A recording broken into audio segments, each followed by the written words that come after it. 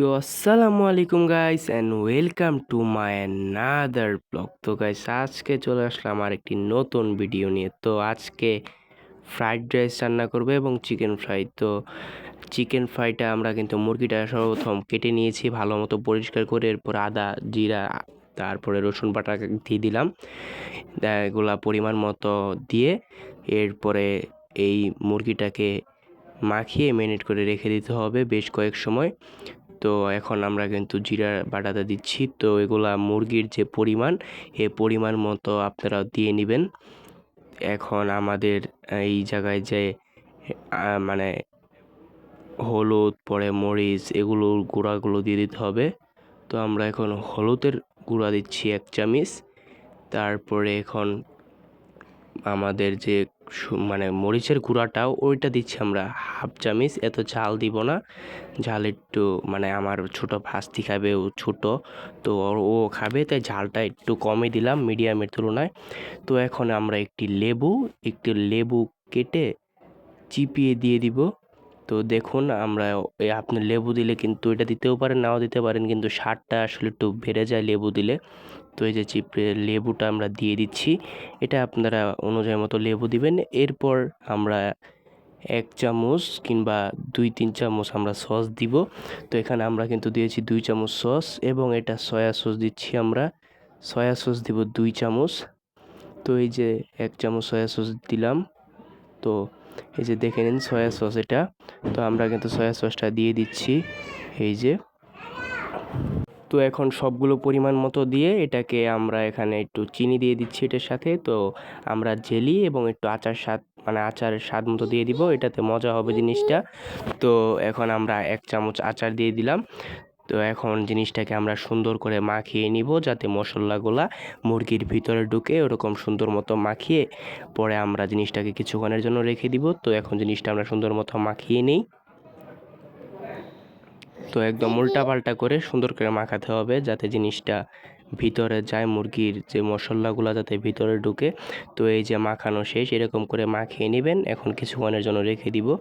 এরপরে জিনিসটা আমরা কিন্তু কড়াইয়ে হালকা তেল দিয়ে জিনিসটা আমরা মানে ভেজে নিব। তো এখন দেখেন আমরা ভাজছি। তো কিছুক্ষণ ভাজার পর এরকম একটা কালার হয়ে যাবে। তো এখন হালকা করে গ্যাসটা একটু কমিয়ে দিয়ে এটাকে একটু কালারের জন্য রেখে দিবেন। তো এই সময়ে আমরা ফাঁকে ফাঁকে আমরা চাউলটা কিন্তু ধুয়ে ঝরিয়ে রেখেছি, কারণ যেহেতু আমরা ফ্রাইড রাইস বানাবো, তো চাউলটাকে আমরা পানিটাকে ঝরিয়ে নিব। তো এখন আমাদের যে এই পানিটা হালকা একটু গরম করে এর উপরে আমরা তেল দিয়ে দিব, তারপরে হালকা লবণ দিয়ে দিব আমাদের পরিমাণ মতো। এরপরে আমাদের যেই মাংসটা যে আমরা ভাজতে দিয়েছি সেই জিনিসটা ভালো করে আমাদের নাড়া দিতে হবে, কারণ যদি এক সাইডে রেখে দেওয়া হয় তাহলে কিন্তু সেটি পুড়ে যাবে, তাই সুন্দর করে নাড়া দিতে হবে পুরাই। তো এখন আমাদের যে পানির যেটা এরকম কিন্তু আরও ফুটিয়ে নিতে হবে, আরও ফুটিয়ে এরপরে আমাদের যে পানির যে চাউলটা আমরা ঝরিয়ে রেখেছিলাম সেই চাউলটা আমরা এটার উপরে দিয়ে দিব। তো এখন আমাদের এই জিনিসটা মানে শুকানো মানে যে ঝরানো চাউলটা সেটা আমরা এখন দিয়ে দিব। তো চাউল দিতে দিতে কিন্তু আমাদের মুরগির যে গ্রিল সেটা সম্পূর্ণ হয়ে গিয়েছে। তো দেখেন আপনারা সুন্দর একটি গ্রিল হিসেবে মানে খুবই সুন্দর একটি গ্রিল হয়েছে, খেতেও খুব মজা হবে ইনশাল্লাহ। তো আমাদের কিন্তু এই যে চাউলটা যে আমরা তখন যে পানিতে দিয়েছিলাম সেটাও কিন্তু প্রায় হয়ে গিয়েছে। এখন আমরা ঢেকে রাখবো। তো যেহেতু ফ্রাইড রাইস রান্না করবো তাই আমাদের ডিম কেটে মানে ডিম ফাটিয়ে তারপর আমাদের এই মরিচ পরে এই কেটে রেখে দিতে হবে।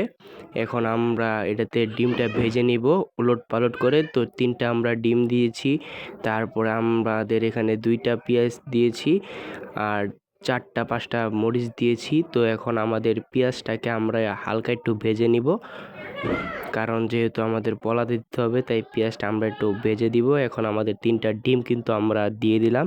এখন ডিমটা আমরা একটু ভেজে তারপরে পেঁয়াজের সাথে কিন্তু এই ডিমের একটা মানে মিশিয়ে ফেলতে হবে। এরপর আমরা কিছুক্ষণ পরে এখন মরিচটা কিন্তু আমরা দিয়ে দিব, যে মরিচটা আমরা কেটে রেখেছিলাম। তো এই যে মরিচটা দিয়ে দিলাম। তো এখন আমাদের মরিচ তারপরে ডিম পেঁয়াজ 3টা জিনিস একসঙ্গে এখন আমাদের করে নিতে হবে। আর লবণ দিয়ে দিতে হবে, ডিমের পরিমাণ মতো লবণ। তারপর এটা ভাজা হয়ে গেলে এই যে পলাতে আমরা কিন্তু দিয়ে দিব। দেওয়ার শেষে এখন আমরা পলাটাকে উলটপালট করে নেড়ে দিব যাতে এটা পুরোটা মিশে যায়। তারপরে মিশে যাওয়া শেষ হলে এর উপরে আমাদের সস দিতে হবে, তারপরে হালকা একটু উপরে সয়া সস দিতে হবে। তো পলার পরিমাণ মতো আপনারা উপরে সস দিবেন। এরপরে আমরা অতটুকু দিয়েছি, আমাদের পরিমাণ মতো যদি রান্না করেন তাহলে আপনারাও দিবেন। তো এখন আমরা হালকা একটু সয়া সস দিলাম, এরপরে টেস্টিং সল্ট দিলাম। এখন এটা আমাদের কিন্তু আবার ভালো মতো এই জিনিসটা কিন্তু আবার মিশিয়ে নিতে হবে। তো দেখেন আমরা কীভাবে মিশিয়ে নেই। আর একটু মানে চিনি দিবেন, চিনি দিলে জিনিসটা একটু মিষ্টি মিষ্টি লাগে, একটু মজা লাগে। তো আমরা আবার সবগুলো একসাথে কিন্তু মিশিয়ে নিব। যে গ্রিলটা কিন্তু আমরা এখন ভালো মতো মিশাতে হবে যাতে সবগুলো একদম আর আমাদের ভিতরে যায়। তো পোলা রান্না করা শেষ আমাদের কিন্তু। তো এই যে আমাদের যে মুরগির পিস এবং গ্রিল আমরা একসাথে এখন খাবো, মানে খাবারটা খুবই মজা হয়েছে, খুবই মজা হয়েছে। তো আপুকে ধন্যবাদ জানাই, অনেক মজার একটি খাবার।